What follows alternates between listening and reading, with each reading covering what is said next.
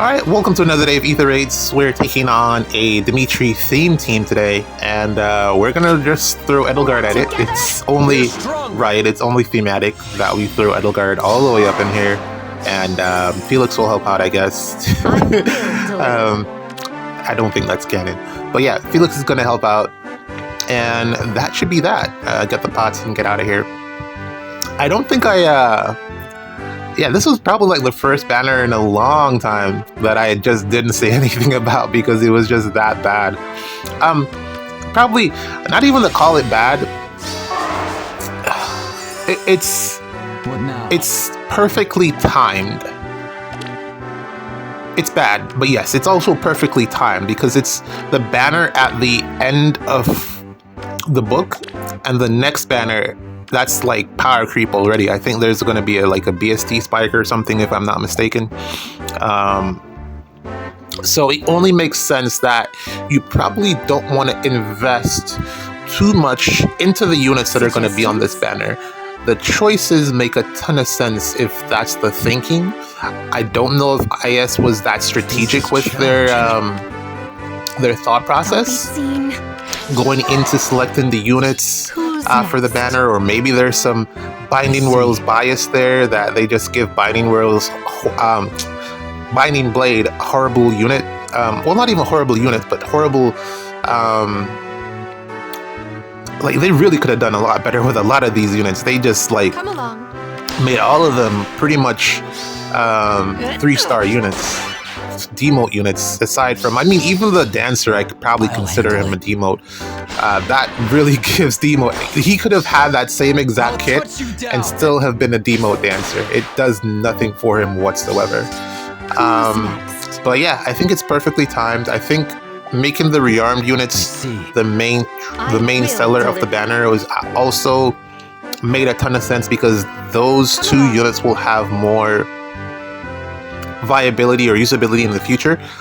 They'll age better than if you were to just put a brand new unit on the banner there. So kind of made sense. It's not like they're even running out of unit choices. They put like 3 or 4 units. Like I'm counting even the Grail option. All of those units could have been premium 5 stars, and they just didn't do that. So I think it was deliberate in terms of what they did with making the units bad. I think that was pretty much deliberate, and I think looking at it that way, if there was ever a time to release a bad banner, it's this one. So tough. It's tough that it had to be Binding Blade, one of the not most popular game. I don't know if it's not popular or if they're just not real. Unit popularity a lot of the times comes down to how strong they make the units kits, and the unit kits were really bad. So I can't even really blame Binding Worlds for having bad units because they just aren't making good units for that game. So I don't know, there's some kind of bias there or something, but some of my thoughts on it. Man, quick matches this week. GG's. See you in the next one. Alright, welcome to another day of Ether Raids. We are taking on a Freyr team today, and it's been a pretty decent week so far. The matches have been going pretty quickly, and not too much to complain about in terms of just how things have been going in Ether Raids. This is going to be an interesting one. Not quite sure how to... I wasn't quite sure how to approach it, but then I've ultimately decided since I'm going to have to tank Sigurd and Felix, it's probably best just to bring Nagi. There's only one ranged threat, and I don't think she's going to be able to reach with the fact that she has... Where she's going to reposition from, it's not going to be in range of either Sigurd or Felix, so it's just not going to work out for Brave Robin to reach. She's only just there to put down the ice terrain, it seems. So, yeah, should be okay. I'm going to be a little bit more aggressive this time with going for the pots. So I'm going to start off on the right. Reason being, of course, the last time I used this team, we missed out on we pretty much lost because I was trying to get the pots, and I made it a little bit more complicated than I needed to make it, and placed a lot of the blame on Reagan, which I gotta say, I still do think that they undercooked attuned Regan, she could have hit a lot harder. I really think that's really her main weakness. She doesn't hit hard enough. Is it time? And I think I was saying that there wasn't like a lot that you could do to upgrade her kit. The most thing you could probably do is swap out Assassin Strike, which is what I have, for whatever future skill that allows you to do more damage. And I don't think that there'll be something of that nature anytime soon. So for now, this is probably the best that you're going to get. I could probably take out the Hardy Bearing, but the real reason that that's there is to combat against Ikes. Yeah, she's really the Ike check. Hopefully, well, typically she can at least do enough damage to make it matter, if not take him out. But really, I felt like this Regan should have been the unit that really just completely soloed every version of Emblem Ike, or every configuration that you can think of for an Emblem Ike, but she just doesn't do that. Ooh, forgot to turn off animations. She turned on animations. Yes, I am like everyone else. I don't play with the animations when I'm auto battling. It's really just for when I'm recording, because otherwise it's not quite interesting, is it? To just be seeing all of the zeros. It's not that interesting without the animations, but it's fine. I'll turn them on next turn. This is fairly good. Just got to take out the rest of the units, and then that should be GG's. We should be able to get Felix fairly... Ooh, okay, one more. Yeah, we should be able to get Felix. That should be straightforward. Yeah, and that should be that. Ooh, that's nice. Kind of worried about what Robin will do, but that's going to be a loop there. Hold on. Let me turn on the animations real quick.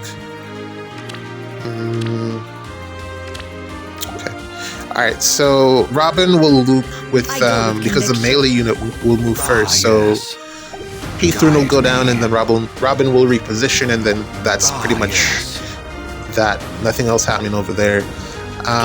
Do need to get a bonus kill with Freyr here. I understand. Okay, how do I do this?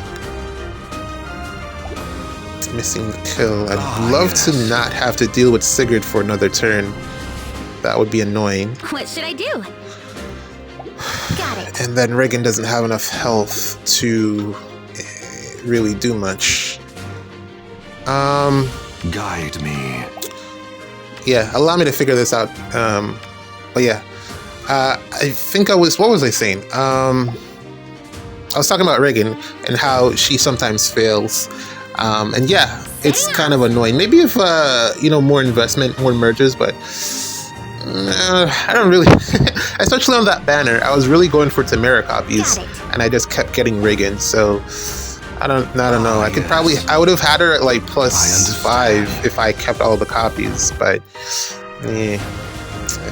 missed opportunity.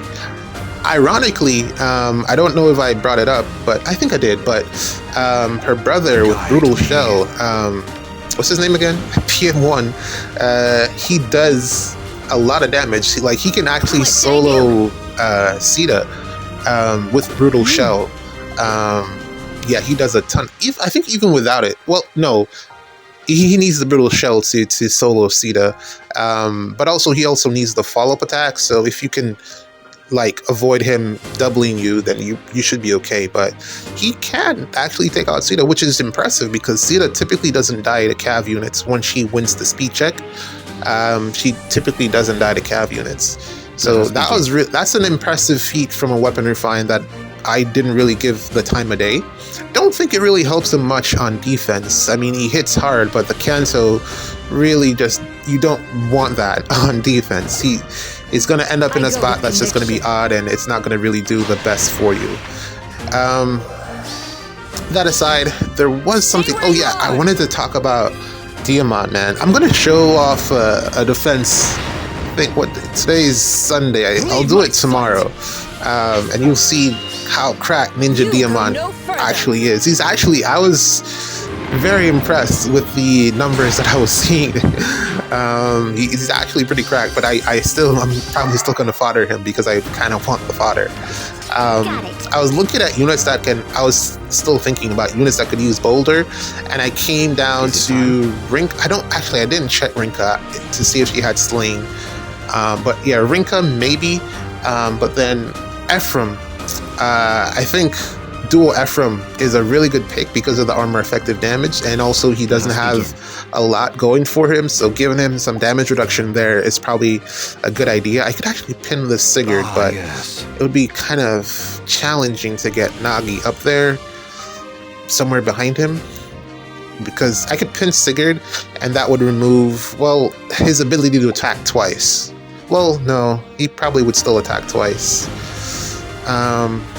Yeah, I think I gotta play here, and Reagan is gonna take out Sigurd here. So yeah, we're gonna do that, like so, and then Shadow Shift. What should I do? Because it's turn 2. I checked. Should come in handy here, or at least I'm gonna swap. I think, or no, I'm gonna Shadow Shift. You'll see. I'm gonna do the thing, and it's gonna help. So just check it out. But yeah, Diamant hits hard. I think he's a lot better than base version Diamant that's currently in the game, but still something a little bit missing with him. Turning. I had to. I don't want her to not be at full health, and I'm ending her turn before I do that. I don't think it matters because I think she cleanses her penalties anyway, but I don't want to press the button and then not have Nagi heal, because that would have been a waste. Even though I didn't really need to, but yeah, we're gonna just do that because we can. But yeah, Diamant's actually pretty good. What else? Man, I had some things to talk about, but then I've completely forgotten them. Oh, I was saying Ephraim is good with Boulder, and then also I was looking at giving it to that guy from the grill shop that I have invested. Gold here, Astrum. Astrum actually looks pretty decent with Boulder as well. But the thing is, most of the units that I'm looking at to give Boulder to, they could also do very well with Gust. So, or fairly, if not similarly, as well with Gust. So I don't really know if it's like worth the invest. But I'm gonna fodder Diamant anyway, so I might as well pick someone so that I can just have it for fun, I guess. I don't know. And also, those are units. The only one that I'd probably give it to that I actually use sometimes is Ephraim, because armor effectiveness, cav effectiveness, he does do substantial damage every now and then. I was thinking about like what flyers I could give it to, but melee flyers, high defense. I mean, there are a couple. Nothing really came to mind. Got it. But yeah, Banner. Okay, skip. I feel like I'm gonna probably skip this latest banner. Nothing there. I was saying, I don't know if I finished the thought from the previous video, or earlier in the video. I don't know if I finished my thought, but I was saying that this really is like the perfect time for them to put out such a weak banner, because we're gonna get like a bump, I think, for the next one. The book story